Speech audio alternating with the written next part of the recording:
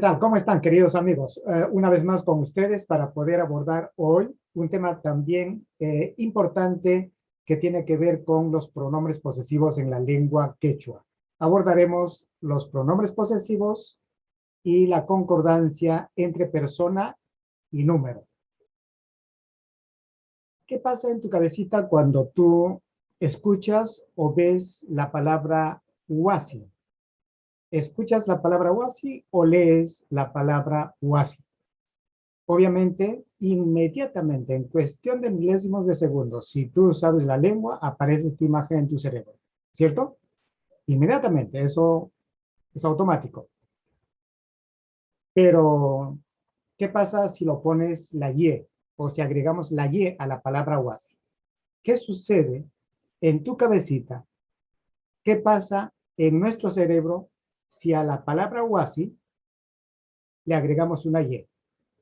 Entonces ahí vamos a ver que cambia de sentido. No solamente es casa, sino tiene ya otras ideas más.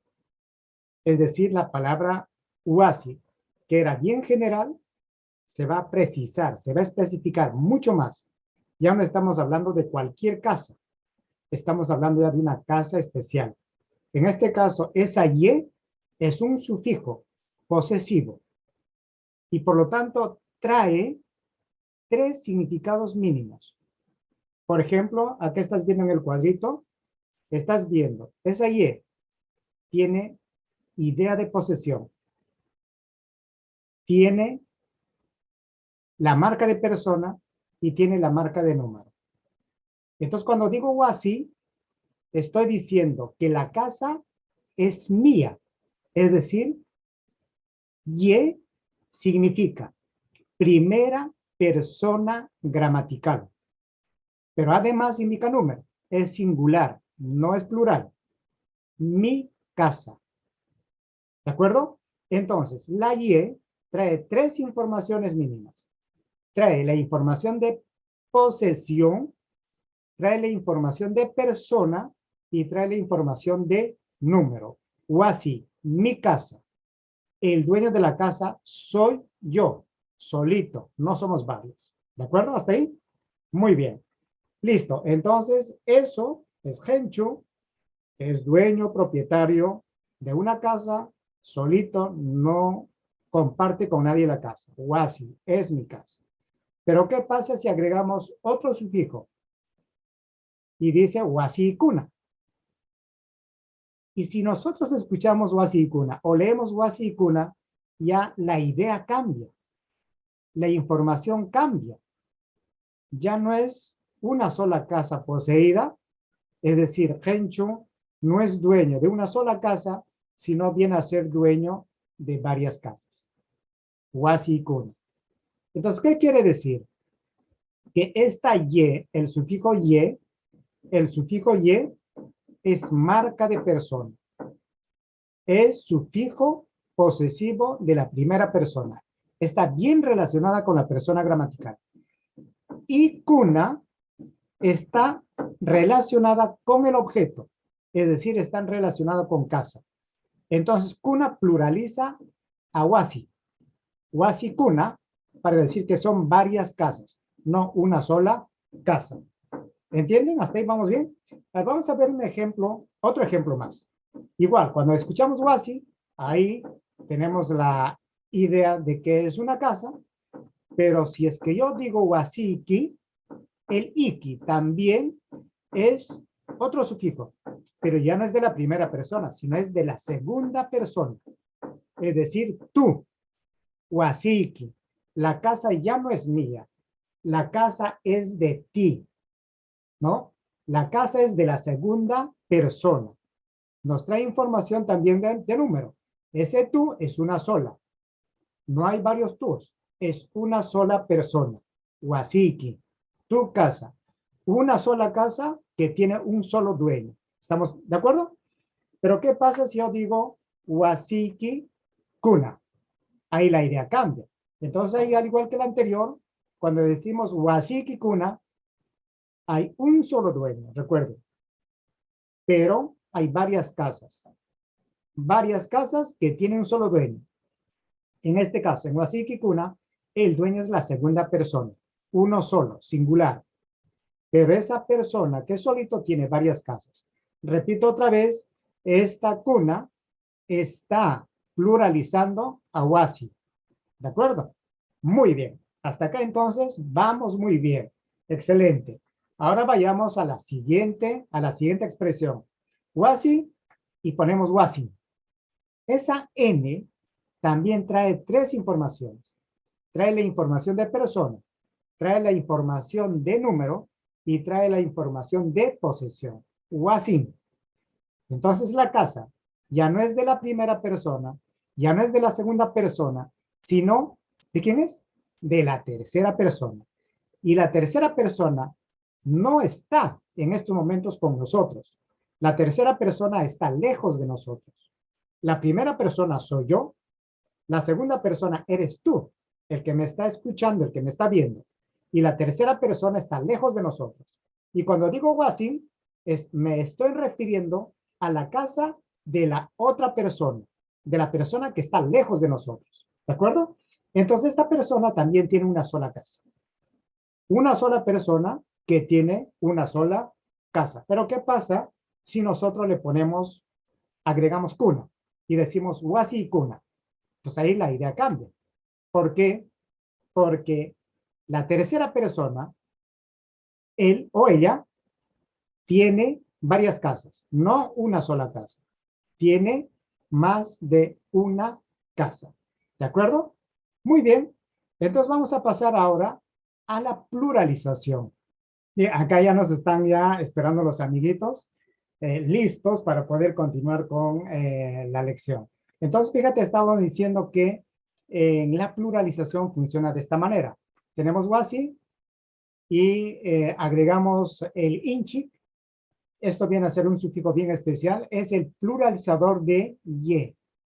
Es decir, cuando nosotros decimos wasi, recuerden, wasi es una sola persona que tiene una sola casa. Pero cuando decimos wasinchi, somos varias personas que somos dueños de una sola casa, tal como lo está explicando la imagen o las ilustraciones. 2, 4, 5 personas que son dueñas de una sola casa, ¿verdad? Pero ¿qué pasa si agregamos la cuna, wasinchi cuna? Entonces ahí la idea cambia. Son varias personas que son dueñas de varias casas. Otra vez la explicación. Inchik pluraliza la persona y cuna pluraliza la casa.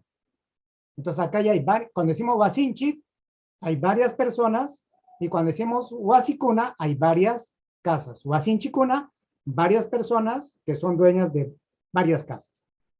Y además, este inchi, que es un sufijo que incluye a todas las personas. Es un sufijo inclusivo. Mientras que cuando decimos, por ejemplo, wasiku, cuando decimos wasiku, ya no son las 5 personas que son dueñas de una sola casa, sino solamente de esas 5, son 2. ¿No es cierto? Ya no son todas, solamente son 2. A este sufijo es el que se llama sufijo exclusivo, es decir, ya está excluyendo a los otros, solamente nos quedamos 2 personas, de las 5 que éramos. Entonces, cuando decimos wasiku, hay 2 personas que son dueñas de una sola casa. Pero ¿qué pasa cuando decimos wasikuna? Wasikuna, esto genera igual, más de 2 personas que son dueñas de varias casas. Fíjense entonces que en el quechua, a diferencia del castellano, hay 2 maneras de pluralizar la primera persona. ¿Ya? Hay 2 maneras de pluralizar la primera persona. La primera es wasinchik y la segunda es wasiku. Wasinchik es incluyente y el wasiku es excluyente. ¿De acuerdo?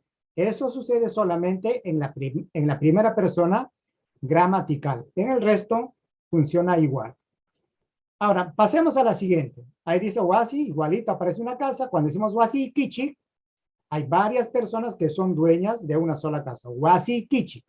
Varias personas que son dueñas de una sola casa. Pero si yo digo wasikuna, o perdón, cuando digo wasikichikuna, entonces ahí hay varias personas que son dueños de varias casas.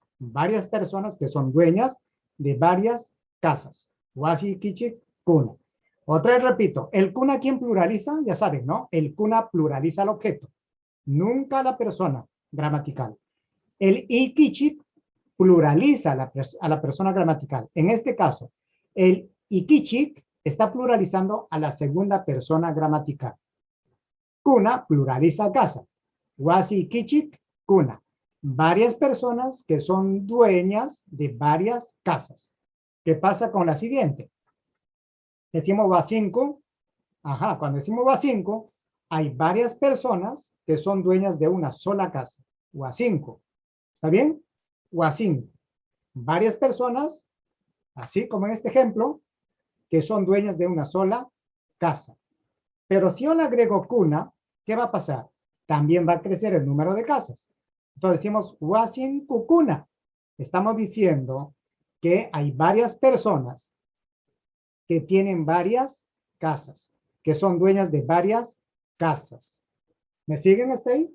¿Sí? ¿De acuerdo? ¿Estamos de acuerdo? Perfecto. Entonces, wa5, cuando digo wa5, hay varias personas que son dueños de una sola casa. Pero cuando decimos wa5kuna, hay varias personas que son dueñas de varias casas.